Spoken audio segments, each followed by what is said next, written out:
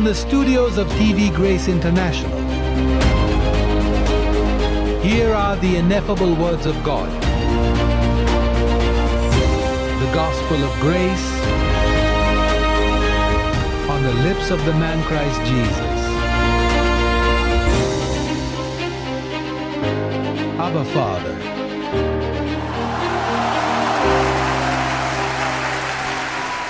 Nag-uusap kami tungkol sa ang maluwalhating ebanghelyo ni Hesukristo. Ang tema ngayon ay ang maluwalhating ebanghelyong iyon ni Hesukristo. Tinatawag ito ni Pablo ang hiwaga ng ebanghelyo. Misteryo nga pala. Ang ebanghelyo ay isang misteryo. Nagbabasa ako noon, isang bagong tipan na bersyon na imbes na misteryo, ang tawag sa kanya ang lihim na plano ng Diyos, ang lihim na plano ng Diyos. Pero bago tayo magsimula, tingnan muna natin. Pumunta kami sa unang sulat kay Timoteo, 1:16, at pagkatapos ay nakuha namin sa paksa. Sinasabi sa 1:16 na talata, ngunit dahil dito ay tinanggap ako ng may awa upang ipakita sa akin ni Hesukristo ang lahat ng kanyang awa bilang halimbawa sa mga maniniwala sa kanya tungo sa buhay na walang hanggan. Sinasabi ng Portuges na Biblia, kaya sa akin ang punong guro. Dito sabi ni Paul, ako ang una. Sa madaling salita, naroon si Moises, naroon ang mga propeta, naroon si Hesukristo, naroon si Jesus ng Nazaret, 33 taon sa mundong ito. May 12 apostol. Dumating ang araw ng Pentecostes, libo-libo na ang nadagdag sa simbahan, ngunit hindi pa naaalis ng Diyos ang amag. Kasi sabi ni Paul, inusig ni Pablo, inusig ang mga Kristiyano at pinilit silang lumapastangan.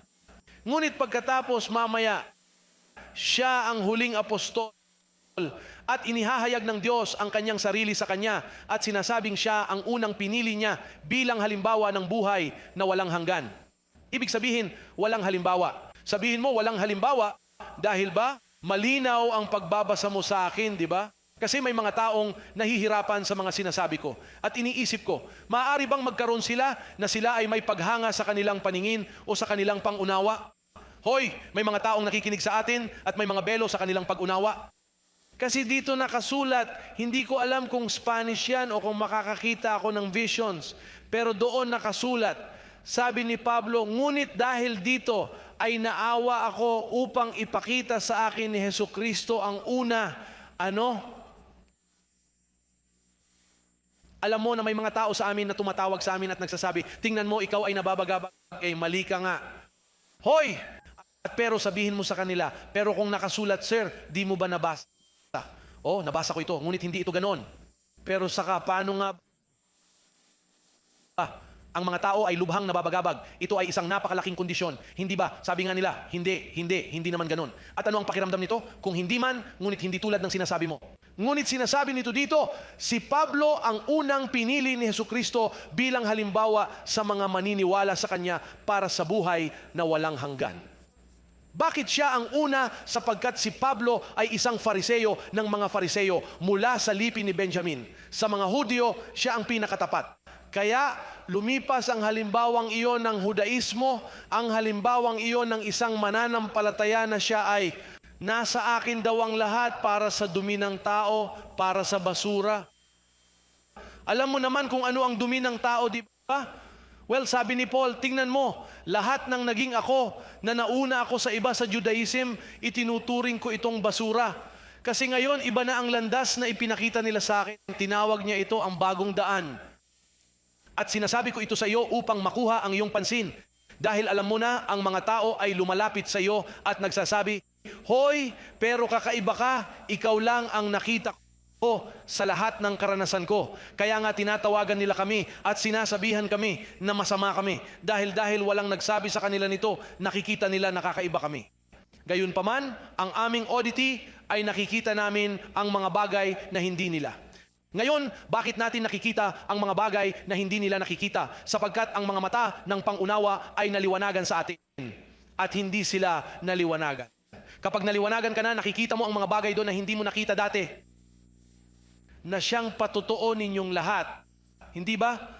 Sinasabi ng lahat ng nasa aming ministeryo, tingnan mo, 18 taon na akong nagbalik loob, 20 na ako, 30 taon na ako, 15 taon na ako, at hindi ko pa nakita iyon. At dahil may misteryo tayong itinuturo sa mga tao. At ang misteryo, kaya nga misteryo ang tawag ni Pablo. Simulan na natin.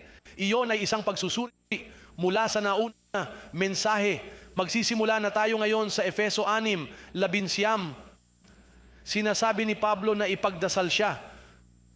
Sa verse 18 ang nakasulat, 16, 18, nandoon ba silang lahat? Oo. Sinasabi niya, nananalangin sa lahat ng oras ng buong panalangin at pagsusumamo sa Espiritu at binabantayan ito ng buong pagtitiyaga at pagsusumamo para sa lahat ng mga banal.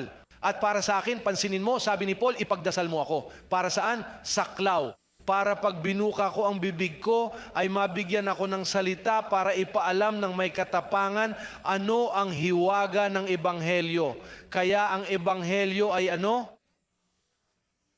Ngayon, bakit tayo tinatawag ng mga tao at hindi tayo naiintindihan? Dahil ito ay isang misteryo at isang misteryo ay isang bagay na nakatago mula sa katwiran ng tao. Isa ka ba sa mga taong nagsasabi na tayo ay mga bulaang propeta na may mga tao sa labas na nakakagambala? Hindi, sila ang nababagabag kasi hindi nila naiintindihan ang misteryo. Ano pa? Hihilingin ko sa inyo at sa buong internet audience na ipagdasal ako para kapag binuksan ni Jose Luis de Jesus ang kanyang bibig, ay bibigyan ako ng salitang magpaliwanag ng buong tapang ang hiwaga ng Ebanghelyo. Hoy, ang hiwaga ng Ebanghelyo.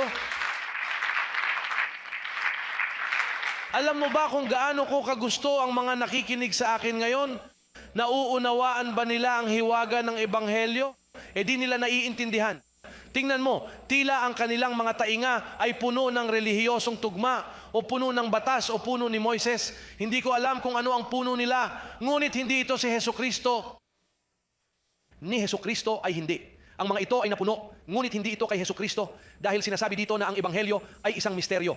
At sabi ni Pablo, tingnan, si Pablo lang ang nananalangin ng ganito dahil si Pablo lang ang naghayag nito sa kanila. Si Pablo ang una.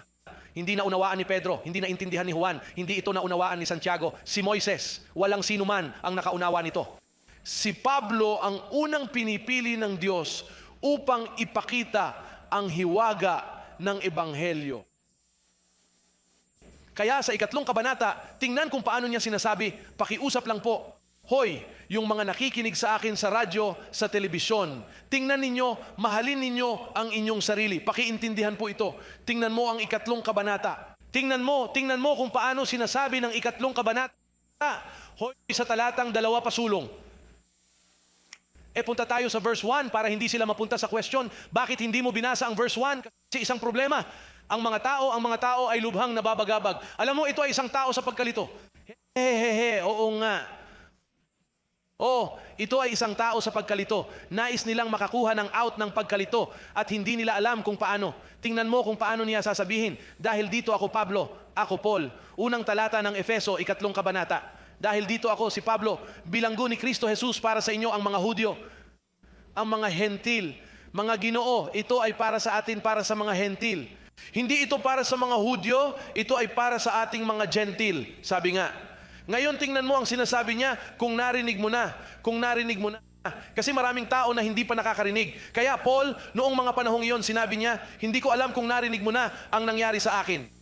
Kung gayon, narinig ninyo ang tungkol sa pangangasiwa ng biyaya ng Diyos na ibinigay sa akin para sa inyo. Na sa pamamagitan ng paghahayag, hindi ito inspirasyon. Tandaan, ang pagsulat ay inspirasyon. Ang Ebanghelyo ay inihayag. Ang Ebanghelyo ay hindi binigyang inspirasyon. Ang Ebanghelyo ay inihayag. Sinasabi niya na sa pamamagitan ng paghahayag, ang ay ipinahayag sa akin. Ang misteryo, gaya ng aking maikling na isulat dati. Tingnan mo, ang misteryo ay nagpahayag. Hindi binigyan si Pedro ng hiwaga ng Ebanghelyo. Hindi ibinigay kay Juan ang hiwaga, ni hindi rin ibinigay kay Santiago ang hiwaga. Si Pablo, ako ang una, ang nag-iisang naghayag sa kanya ng hiwaga ng Ebanghelyo. At pagkatapos ay sinasabi niya, kung narinig mo. Ngayon ay tinatanong ko ang libo-libo, makinig, narinig mo na ba ang hiwaga ng Ebanghelyo? Ibig kong sabihin, kung narinig mo. Kasi tingnan mo, pinag-uusapan mo ang mga demonyo sa labas at sinasabi nila, nako, narinig na namin yon. Nagsasalita ka tungkol sa mga kasalanan, sinasabi nila sa iyo, narinig namin yon. Nagsasalita ka sa paligid na sumisigaw, tumalon ka at sasabihin, haleluya, narinig na natin yan. Ngunit kapag sinabi mo sa kanila ang tungkol sa misteryo, mukhang hindi pa nila naririnig yan. Kasi kaya nga kailangang maliwanagan ng Diyos ang mga mata ng pangunawa. Kailangan nilang dumating sa paghahayag. Kailangan nilang dumating na mapagpakumbaba kay Pablo. Kasi si Pablo lang ang nag-iisa. Siya ang una. Tingnan mo. Sabi niya, uy, nabalitaan mo na ba ang nangyari sa akin? Sigurado? Nabalitaan nila ito mula kay Ananias na nahulog sa daan patungong Damasco at saka may revelation daw siya at dinala sa paraiso sa ikatlong langit. Hindi mo narinig si Pedro na nagsasalita tungkol sa ikatlong langit ni ng paraiso. Hindi nagpunta si Juan sa paraiso ni si Pedro. Nagpunta si Juan sa isla ng Patmos at napagkamalan siya ng isang anghel doon. Ngunit si Pablo ay nagtungo sa paraiso at sinabi sa kanya ang hiwaga ng Ebanghelyo. Amen? Sa kanyang pangalan, hoy, yan ang misteryo ng Ebanghelyo.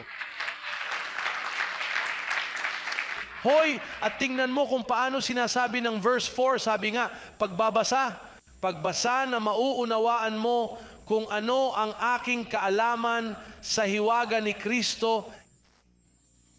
Isang hiwaga na sa ibang mga salinlahi ay hindi ipinaalam sa mga anak ng tao gaya ng inihayag ngayon sa kanilang mga banal na apostol at propeta sa pamamagitan ng Espiritu.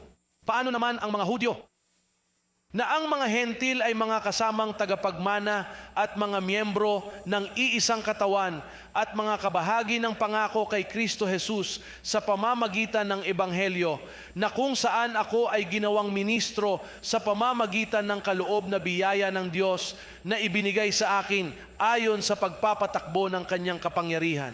Para sa akin, na mas mababa kaysa sa pinakamaliit sa lahat ng mga banal, ay binigyan ng biyaya na ito upang ipangaral sa mga hentil ang Ebanghelyo ng hindi masusuri na kayamanan ni Kristo. Hoy, anong klase? Hoy, hindi yan ang gospel na ibinigay nila kay Pedro o sa mga apostol. Ang Ebanghelyo ng pagtutuli ay hindi nagsasalita ng mga di masusuri na kayamanan. Si Pablo lang. Ipinarating nila sa kanya ang hiwaga ng Ebanghelyo. Ang lihim na disenyo ng Diyos tulad ng sinasabi ng bersyon. Tingnan mo kung paano sinasabi ng talatang 9, at upang linawin sa lahat kung ano ang dispensasyon ng hiwaga na nakatago sa mga panahon sa Diyos na lumikha ng lahat ng bagay. Ibig sabihin, nakatago ang misteryong ito. At hindi ito inihayag ng Diyos kay Moises, ni inihayag niya ito sa mga propeta, ni inihayag niya ito sa mga apostol, ni inihayag niya ito sa sinuman. Naghintay na si Pablo. Dumating na. Pinipili ng Diyos ang mga tao. At ang itinakda niya noon ay si Pablo. Tulad ng pagpili niya kay Jeremias. Kay Jeremias ay sinabi niya, tingnan mo Jeremias, bago ka ipinanganak, pinili kita upang maging propeta sa mga bansa. Ngayon, sa kasong ito, pinili niya si Apostol Pablo para sa gawaing ito. Tingnan mo, napakahalaga.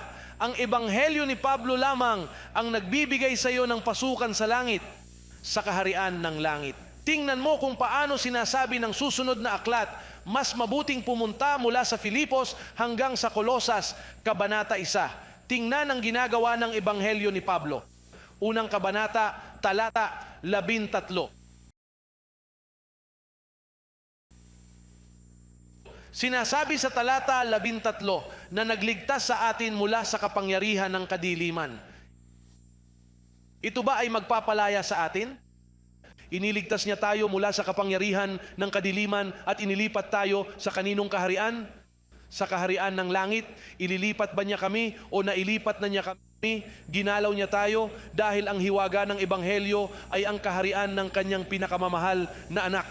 Kapag naunawaan mo na ang hiwaga ni Kristo, ang hiwaga ng predestination, ng halalan na tayo ay pinili bago pa man itatag ang mundo, doon gumagalaw ang kaharian ng kanyang pinakamamahal na anak. At sinasabi niya na iniligtas na niya kayo mula sa kapangyarihan ng kadiliman at inilipat kayo sa kaharian ng kanyang pinakamamahal na anak. Ngayon, mapapansin mo na ang mga tao ay patuloy na nagpapalaya sa kanilang sarili. Hindi sila iniligtas mula sa kapangyarihan ng kadiliman. Lagi silang nagbubuklod at lagi silang nakakakita ng mga demonyo at lagi silang nakakakita ng mga kuta sa paligid nila at lagi nilang pinagsasabihan ng demonyo. Pinagsasabihan ko, binibigkis kita, binibigkis, tinatanggal ko ang tali mo. Alam mo, lagi silang nagtatali, nagantay at hindi sila lubos na nakakawala.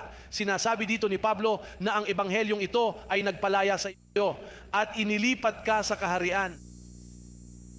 Ngayon, makakapasok ba sa kaharian ang mga demonyo at mga bagay na ganyan?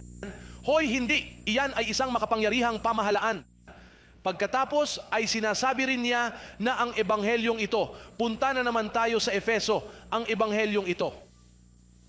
Ikalawang kabanata. Sa talatang 8 ay sinasabi na iniligtas ka ng ebanghelyong ito at nakikita kung paano ka nito iniligtas.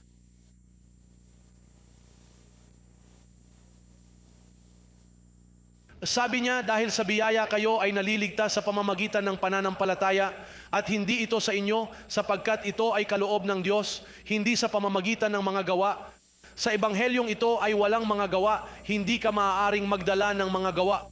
Hindi ka maaaring magdala ng pag-aayuno o anumang uri ng sakripisyo dito. Sabi niya, hindi sa gawa para walang magyabang. Alam mo ba kung ano ang problema sa mga gawa na ipinagmamalaki ng mga tao, nagbibigay daan sa personal na kaluwalhatian? Nag-ayuno ako at hindi ka nag-ayuno. Ginawa ko, nag-effort ako, nagbayad ako, at ikaw, walang puwang para sa mga gawa dito. Ibig kong sabihin, sa hiwaga ng ebanghelyo, walang puwang para sa mga gawa. At nakikita mo na Santiago, pansinin na hindi na unawaan ni Santiago ang ebanghelyo ni Pablo, na sabi ni James, nakikita mo na ang tao ay hindi nabibigyan ng katwiran sa pamamagitan lamang ng pananampalataya, kundi sa pamamagitan din ng mga gawa ng kautusan. Iyan si Santiago. Pero pagdating niya kay Paul, sabi ni Paul, James, hindi ganyan ang nangyayari. Mali ka Santiago. Dito ito ay hindi dahil sa mga gawa. Ang tao ay makatwiran ng walang ang mga gawa ng kautusan sapagkat ang mga ito ay dalawang ebanghelyo. Ang ebanghelyong taglay ni na Santiago, Pedro at Juan, ito ay isang ebanghelyo ng mga gawa. Ngunit sa ebanghelyo ni Pablo ay walang puwang para sa mga gawa. Ang mga ito ay ibinukod. Kasi kung saan may trabaho, may pagmamalaki. May personal na pagmamalaki. Kaya napakahalaga rin ng talatang ito. Efeso Kabanata 1, doon mismo. Tingnan mo ang sinasabi nito sa ebanghelyong ito. Kapag naniniwala ka na, talata 13, tingnan kung paano ito sinasabi. Sa ito rin ikaw, pagkakaroon ng narinig, 1:13, Efeso 1:13. Sa kanya mo rin narinig ang salita ng katotohanan. Ano ang salita ng katotohanan? Ang ebanghelyo ng iyong kaligtasan at dahil naniwala ka rito, ikaw ay nabuklod ng banal na espiritu ng pangako. Pansinin na kapag naniniwala ka sa hiwaga ng ebanghelyo, ikaw ay nabuklod. Hindi naman kapag nagsasalita ka ng mga wika. Alam mo, itinuturo iyan ng sistema dahil hindi pa dumating si Pablo. Itinuturo ng sistema na kapag nagsasalita kayo ng mga wika, iyan ang tatak ng pangako ng Espiritu. Ngayon ay tinukoy ni Pablo na ang tatak ng banal na Espiritu ay kapag naniniwala ka sa ebanghelyo na nagtuturo ng biyaya. Ibig sabihin, kapatid, may mga Kristiyano sa labas na hindi nakatatak, hindi sila tunay. Ngayon kahit saan maraming Kristyanismo, ngunit hindi tunay. Dahil pinaghahalo nila ang dalawang ebanghelyo at hindi iyan authenticity. Alam mo na anumang dokumento dito sa Amerika, kung hindi notarized, hindi valid. Kung dadalhin mo sa bansa mo, notarized pa hindi. Di naman gumagana. Pero tingnan mo sir, tingnan mo, walang silbi kung hindi ito notarized. At kaya ngayon ay maraming mga Kristiyano ang hindi nabuklod dahil hindi sila naniwala. Tingnan kung ano ang sinasabi dito. Tingnan mo verse 13, uulitin natin. Sa kanya mo rin narinig ang salita ng katotohanan, ang ebanghelyo ng iyong kaligtasan na hindi pagtutuli. Sabi nga, at dahil naniwala ka sa kanya, ikaw ay nabuklod ng banal na espiritu ng pangako. Ibig sabihin kapatid, maraming Kristiyano doon sa labas na walang direksyon, walang tatak. Ang mga ito ay mga dokumento na hindi notarized. At naririnig mo silang nagsasabi, Alleluia. Sabi nga nila, God bless you, God keep you, blessings. Hindi nila sinasabing mapalad dahil kung sila ay nabuklod, sabi nila, pinagpala. At kung sila ay silyadong maniniwala sila sa akin, sasabihin nila, Amen, iyon ang katotohanan. Pero bakit hindi sila naniniwala sa akin? dala ebanghelyo, tingnan mo, at pinupuri nila ang Diyos. Kaya naniniwala sila na ang kapangyarihan ng banal na Espiritu ay isang karismatikong karanasan. At naniniwala sila na habang sumisigaw sila at mas pinupuri nila, napakalaki ng kagalakang ipinakikita ng mga ito. Akala nila revival yan, pero sabi sa Biblia, ang kapangyarihan ng Diyos ay ang ebanghelyo. Hindi ba? Ano ang sinasabi nito na kapangyarihan ng Diyos? Sabi nga, ang ebanghelyo ay ano? Ngayon, ang banal na Espiritu, ang kapangyarihan ng banal na Espiritu. Ang mga paraan na gumagamit ng kapangyarihan ng banal na Espiritu ay ang ebanghelyo, ang kaalaman sa ebanghelyo. Ang kapangyarihan ng Diyos ay hindi isang karismatikong karanasan kung saan sinasabi mo, Aleluya, Aleluya, tatakan mo ako, o kaluwalhatian. Hindi iyan ang kapangyarihan ng banal na Espiritu, iyan ay papuri at maling direksyon. Ang kapangyarihan ng banal na Espiritu ay kapag narinig mo ang ebanghelyo ni Pablo at naniwala ka sa kanya. At kapag naniniwala ka sa kanya, alam namin na nakatatak ka. Halimbawa, sa ministeryo ng paglago sa biyaya, kayong lahat ay nabuklod ng banal na Espiritu dahil naniwala kayo sa ebanghelyo ni Pablo. Yan ang patunay, kuya. Ang patunay ay kapag sinabi mo, tingnan, ako ay isang hinirang na may isang handog na ginawa niya akong perpekto magpakailanman, iniwan ko ang mga karudiment ng doktrina ni Kristo, ako ay malaya mula sa kapangyarihan ni Satanas, si Satanas ay nawasak, ang kasalanan ay inalis. Iyan ang ebanghelyo.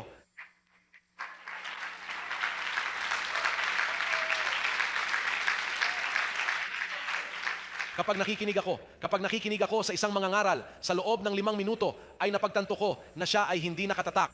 Siya ay isang huwad na Kristiyano. Sila ay walang tatak. Parang kapag nagmamaneho ka ng kotse at sa ngayon ay tinitingnan nila ang plaka mo at hindi tugma sa numbering sa ilalim ng kotse. Ninakaw ang kotseng yon at ganyan ang kanilang pagpunta. Tingnan mo, lahat ng uri ng mananampalataya ay naglalakad ng walang selyo, naglalakad sila ng walang titulo. Hoy, ulila na sila. Ang mga ito ay illegal. Ang mga illegal, yan ang mga illegal. Para maging authentic ka, dapat naniwala ka sa ebanghelyo ni Pablo. Kapag sinabi mo, pinagpala, tingnan mo, silan siya. Kilala natin sila sa wika. Hindi ba? Nakikilala mo kung saan ang mga tao ay mula sa kung paano sila makipag-usap. Sabi nga, tingnan mo, ito ang Colombian, itong Puerto Rican, ito ay sa paraan ng kanyang pagsasalita. Sapagkat para malaman mo na ikaw ay nabuklod, kaagad kapag may bumati sa iyo, dapat mong sabihin, pinagpala ng bawat pagpapala. Mga anghel sa inyong paglilingkod. Hindi mo sinasabi, God bless you. Hindi ito God bless sa iyo kung ako ay pinagpala na. May mga paraan para malaman kung sino ang mga tunay at ang mga tunay ay yaong mga naniniwala sa ebanghelyo ni Pablo. Ngayon, tingnan ang sinasabi ni Pablo tungkol sa kanyang ebanghelyo at ito ay napakahalaga. Unang sulat sa mga taga-Korinto, Kabanata 15, unang talata at 2. At ipinapahayag ko sa inyo mga kapatid, ang ebanghelyo na aking ipinangaral sa inyo. Ano ang ebanghelyong ipinangaral ni Pablo? Yung sa hindi pagtutuli. Ibig sabihin, ipinapahayag ko sa inyo mga kapatid, ang ebanghelyo na aking ipinangaral sa inyo, kung saan kayo rin ay natanggap, kung saan kayo rin ay nagtitiis. Kaya nga, kung mahigpit ninyong hawakan ang salitang ipinangaral ko sa inyo, kayo ay maliligtas, kung hindi man naniwala ka sa walang kabuluhan. Hoy kuya, sa walang kabuluhan. Alam mo ba ang sinasabi ni Pablo dito ngayon, mga kapatid? Isa lang ang sasabihin ko sa inyo, kung may makita kayong mananampalataya doon at hindi pa siya naniniwala sa ebanghelyo ng hindi pagtutuli, yang ebanghelyong ipinangangaral ni Pablo ay walang kabuluhan ang kanyang pinaniwalaan. Tingnan mo, mas maganda na hindi man lang siya nagsisimba, mas maganda na siya mag-beach sa linggo. Kung hindi ka pa naniniwala sa ebanghelyo ng biyaya, sinasayang mo ang iyong oras dahil una, dito sinasabi, maliban sa pangalawang aspeto, dahil hindi ka naliligtas sa pamamagitan ng pagkakaroon ng narinig, ikaw ay naligtas sa pamamagitan ng dugo ni Jesus at dahil siya ay pinili at pinili, iyon ang unang aspeto ng kaligtasan. Naligtas ka na at naligtas mula sa kapangyarihan ng kadiliman. Ngayon pagkatapos ay dumating ang ikalawang aspeto ng kaligtasan, kung maririnig mo ang ebanghelyo ni Pablo at mahigpit na kumapit sa salitang ito, ako ay naligtas. Ako ay naligtas mula sa dahil nagsisimula kang maghari sa buhay. Pagkatapos, ikaw ay naligtas. Ngayon kung hindi ka mahigpit na kumapit sa salita ng ebanghelyo ni Pablo, naniwala ka sa walang kabuluhan. Sayang lang ang oras. Nakita mo na ba ang mga mananampalatayang iyon na sumisigaw aleluya at pinagsasabihan ng dyablo? Iyan ay paniniwala sa walang kabuluhan. Dahil 15 taon o 20 taon ang kanilang ginugugol tulad nito at wala silang natututunan. Sila ay naniniwala sa walang kabuluhan ayon sa sinasabi ni Apostol Pablo. Ito ang sinasabi ng aking apostol. Sabi ni Apostol Pablo, tingnan mo, ipinangangaral ko sa inyo ang ebanghelyo ng hindi pagtutuli. Ipinangangaral ko sa inyo ang ebanghelyo na ipinahayag ni Kristo sa akin sa paraiso. Kung hindi kayo naniniwala sa ebanghelyong ito at hindi sila naninindigan, naniwala ka sa walang kabuluhan. Halimbawa, 18 taon akong nanatili sa simbahan ng Pentecostal, 18 taon sa walang kabuluhan. Pagtanggi sa halos lahat, dahil imagine, pagtanggi sa halos lahat, dahil ang isang tao ay tumatanggi sa buong dispensasyon ng ebanghelyo ng biyaya. Ang hiwaga ng ebanghelyo ni Kristo ay itinatanggi sa halos lahat ng bahagi nito. Kaya nga, sabi ni Pablo kay Pedro, sinasabi niya, narito, akong si Pablo ay nagsasabi sa inyo, kung kayo ay tuli, si Kristo ay walang makikinabang sa inyo. Kung ikaw ay tuli, naniwala ka sa walang kabuluhan, hindi ka nakikinabang ni Kristo sa lahat. Kung susundin mo ang batas, hindi ka nakikinabang ni Kristo. Kung hindi ka makakapasok sa ebanghelyo na isinulat ni Pablo, hindi ka nakikinabang ni Kristo sa lahat. Kung gagastusin ninyo ang inyong oras sa pag-aayuno at pagsaway sa dyablo nang dumating si Kristo upang lipulin ang dyablo, tapos lagi mong pinagsasabihan ng demonyo, so ano na lang ang natira sa atin? Pero kung ako ang sumira nito at ikaw pa rin ang nagsasabi, kung gagastusin mo ito sa mga binyag, kung gagastusin mo ito sa mga seremonya, hindi ka nakikinabang ni Kristo sa lahat. Hindi mo ba nakikita na ikaw ang nagdadala ng iyong kaligtasan? Nakabalot ka sa mga gawa, nakabalot ka sa isang relihiyon, ngunit hindi ka nakabalot sa kaalaman ng hiwaga ng ebanghelyo ni Hesukristo, naniniwala ka sa walang kabuluhan. Ano pa, tingnan mo ang sinasabi ng verse 4, humiwalay kayo kay Kristo. Ganyan sila umiikot, walang koneksyon, walang seal, hindi sila authentic. Mula kay Kristo ay humiwalay kayo sa inyong sarili, kayo na nagbibigay katwiran sa inyong sarili sa pamamagitan ng batas, ng biyaya, ano? Ilan ang mga taong nag-iingat ng Sabat? Gaano karaming tao ang nag-uukol ng kanilang oras sa pakikinig sa lumang tipan at sa pagmamasid sa mga relihiyosong seremonya? Sapagkat inilalayo nila ang kanilang sarili kay Kristo. Upang kayo ay magkaisa kay Hesukristo, ang unang bagay na kailangan ninyong gawin ay ang makapasok, tingnan mo, mula Roma hanggang Hebreo. Kailangan mong pag-aralan ang 14 na aklat na iyon, kainin mo ang mga sulat na iyon ni Pablo upang ang ebanghelyo, ang hiwaga ng ebanghelyo ay ubusin ka, naway mabuo ka nito, naway mabuo nito si Kristo sa iyo. Pansinin ninyo na si Pablo, kailangan niyang sabihin sa mga taga-Galacia, tingnan ninyo, ako, ginawa ko ba ang aking sarili na kaaway ninyo sa pagsasabi sa inyo ng katotohanan? Si Pablo ay naging kaaway ng mga taga-Galacia. Bakit? Sapagkat ang 11 apostol ay dumaan at sinira ang kongregasyong iyon. At kinailangan ni Pablo na dumaan doon. Sa Galacia, Kabanata 4, tingnan ang sinasabi nito. 4 na, talatang 16. At alam ninyo ang 2 mensahe sa kabanata tungkol sa pag-uugali ng mga apostol. Ang 3 kabanata ay nagsasalita tungkol sa pagbalik nila at pag-iwan sa pananampalataya. At sa 4 na kabanata, talata 16, ay sinasabing, ginawa ko bang kaaway ang aking sarili sapagkat sinabi ko sa inyo ang katotohanan?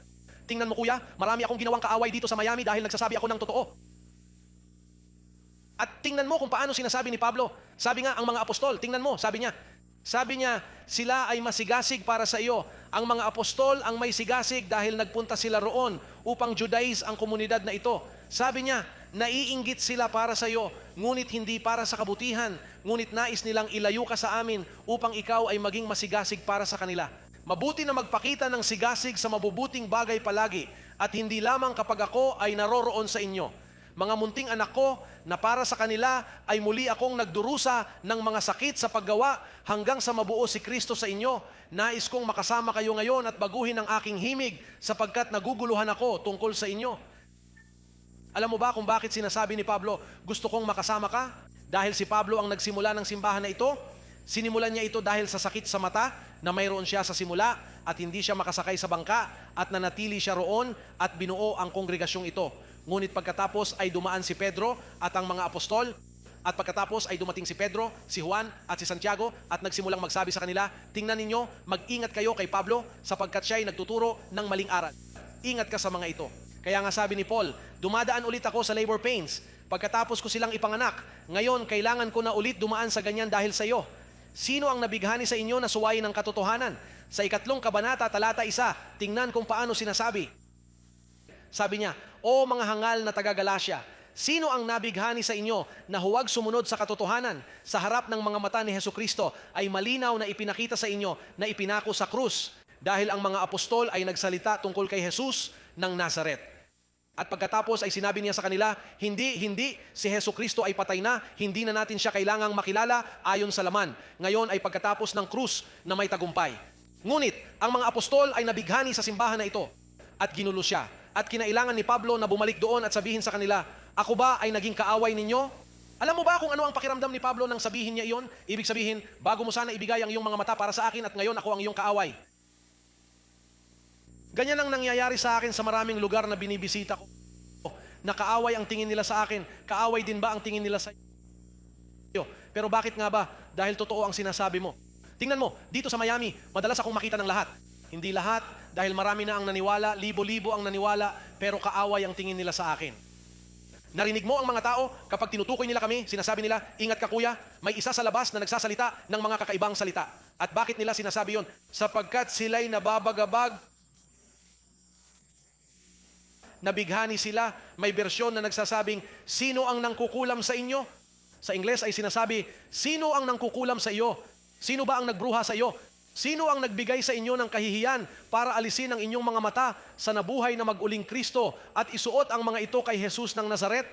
Kaya sabi niya, tingnan mo kung paano sinasabi ng talatang 2, ito ang nais kong malaman tungkol sa iyo. Tinanggap mo ba ang Espiritu sa pamamagitan ng mga gawa ng kautusan o sa pamamagitan ng pakikinig ng may pananampalataya? Ganyan ka ba kaloko? Hoy, tinawag niya silang mga loko. Ganyan ka ba kaloko dahil nagsimula sa Espiritu, ikaw ba ngayon ay magtatapos sa laman? Kuya, balik ka na. Sa ebanghelyo ng mga apostol ay ang pagbabalik sa laman. Ang pagpunta sa ebanghelyo ni Pablo ay pagpunta sa Espiritu. Kaya nga sinasabi niya sa kanila, gusto ba ninyong bumalik sa laman, sa pagsunod sa kautusan, sa pag-aayuno, sa mga ritual, sa malupit na pakikitungo sa katawan, babalik ba sila sa laman? O gusto mo bang pumunta sa panloob na tao sa pamamagitan ng Espiritu na siyang ebanghelyo na aking ipinangangaral? Ganyan ka ba kaloko, tinawag niya silang mga hangal. May version na nagsasabing, ganun ba sila katangahan? Ang bagay ay ang mga taong binabago nila ang wika, nakikita nila ang stupid bilang isang napakalakas na salita. Ito ay katulad ng talata, ang likas na tao ay hindi nauunawaan ang mga bagay na mula sa Espiritu. Sa lumang version daw, ang animal man. Tinatawag sila ni Pablo na mga hayop. At saka sa version, sa kabilang version nakasulat, ganoon ka ba kabobo? Ikaw ba ay napakabobo na ikaw ay malinlang ng mga apostol? Hindi ba ninyo alam na ang mayroon ang mga taong ito ay ebanghelyo ng batas at laman? Yan ang gustong sabihin ni Pablo dito. Ibig kong sabihin, kung ikaw ay isang mahusay na pag-unawa at maunawaan ng konteksto upang hindi makabuo ng dahilan at alisin ng isang doktrina, nasa 2 kabanata ako. Ngunit sa 2 kabanata ay sinasabi niya sa inyo, sino ang mga nabagabag? Sino ang mga apostol? Burahin ang lahat ng 5 kabanatang iyon mula sa mga numerong 1, 2, 3, 4 at basahin ang buong liham upang makita mo na ang tinutukoy ni Pablo ay ang mga apostol. Sila ang may pananagutan sa paggambala sa simbahan na ito. Ang mga apostol. Si Pedro, lalo na ang pinuno ng ringleader, at si Santiago, ang mga taong nag-abala sa mga kapatid na ito. At kung ginugulo nila ang mga kapatid na ito, ginugulo nila ang sinuman. Sila ang gumagambala sa lahat ng gawain ni Pablo. Ginulo ito ng mga apostol. Lahat ng gawain na ginawa ni Pablo, nagpaalam at sinabing, mga kapatid, silang lahat ay tumalikod sa akin. Ang mga apostol na ito ay lubos na nakaimpluwensya sa buong lugar na ito, dito sa lugar ng Jerusalem, na kanilang sinira ang aking gawain. Nagtrabaho ako ng walang kabuluhan. Tinalikuran nila akong lahat. Ano pa, pagkatapos ng aking pag-alis? Pagkatapos ng aking pag-alis, ang mga apostol ay pagpunta upang mabawasan ang mga ito sa pagkaalipin. Sa Gawa 20, 28, ang sabi niya, pagkatapos ng aking pag-alis, wala nang biyaya, hindi ko nagawa, sinubukan ko, pero nagpumilit ang mga apostol sa ebanghelyo ng pagtutuli. Nangangaral sila ng ibang Jesus. Kaya sabi niya, mangaral ka sa iyo ng ibang espiritu, ibang ebanghelyo, ibang Jesus, at pinahihintulutan mo ito, at wala akong mas mababa sa mga apostol na iyon, na nangangaral ng ibang Jesus sa inyo. Sinasabi niya ito sa 2 sulat sa mga taga-Korinto 11:4. Tingnan natin at tapos na tayo sa ganyan. Ilang pahina pabalik. 2 sulat sa mga taga-Korinto, kabanata 11, upang makita ninyo ang gawain ng mga apostol na ito. Tinawag sila ni Pablo na mga mapanlinlang na apostol. Tingnan mo kung paano nakasulat ang ikalawang sulat sa mga taga-Korinto, 11 talata 4, dahil kung may dumating na nangangaral sa ibang Jesus. May isa pa bang Jesus? Sigurado, si Jesus na taga Nazaret at si Jesus na nabuhay na maguli. Kaya nga siya tinawag ni Pablo na ibang Jesus dahil nagsasalita si Jesus sa panahon ng kanyang laman at si Jesus pagkatapos niyang bumangon mula sa mga patay ay dalawang pagpapakita. Sabi niya, dahil kung may dumating na nangangaral ng ibang Jesus kaysa sa ipinangaral namin sa inyo o kung tumatanggap kayo ng ibang espiritu kaysa sa natanggap ninyo o ng ibang ebanghelyo kaysa sa tinanggap ninyo ay pinahihintulutan ninyo siya. At sinasabi sa talata 5, at sa palagay ko ay hindi ako naging mas mababa sa mga dakilang apostol na iyon. Sa madaling salita, ipinangaral ng mga dakilang apostol na iyon ang isa pang Jesus. Nagsasalita tayo ng may katibayan. Lahat ng sinasabi natin ay nakasulat. Tinawag sila ni Pablo sa talatang 13, sapagkat ang mga ito ay mga huwad na apostol, mga mapanlinlang na manggagawa na nagbabalat kayo bilang mga apostol ni Kristo. At hindi katakataka dahil si Satanas mismo ay nagbabalat kayo bilang isang anghel ng liwanag. Kaya hindi katakataka kung ang kanyang mga ministro ay nagbabalat kayo rin bilang mga ministro ng katarungan na ang magiging wakas ay ayon sa kanyang mga gawa. Si Pablo ay malakas sa mga apostol, napakalakas at dapat ka ring maging matatag. Sapagkat doon naroon ang hiwaga ng kasamaan at yan ang pinaglalaban natin. Kaya nga naguguluhan ng simbahan, hindi mo ba nakikita na binabasa nila ang bagong tipan at naniniwala sila na magaling ang mga apostol na iyon? Sila ay mabubuti sa harap ng krus. Pagkatapos ng krus, ito ay expired na gamot. Nag-expire na. Ang apostolado ng mga apostol ay nag-expire nang muling mabuhay si Kristo at nagsimula ng bagong apostolato sa hiwaga ng ebanghelyo ni Kristo para sa buong iglesia ni Hesukristo, kayo ay pinagpala.